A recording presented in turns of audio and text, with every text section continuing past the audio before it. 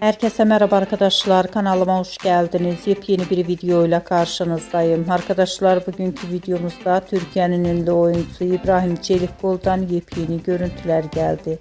Doktor Başka Hayatta dizisinin başrol oyuncusu İbrahim Çelikkol'un kadın hayranıyla çektirdiği fotoğraflar sosyal medya hesabından paylaşıldı. Ben de bu muhteşem görüntüleri sizler için YouTube kanalımda video halinde sunuyorum. Umarım beğenirsiniz.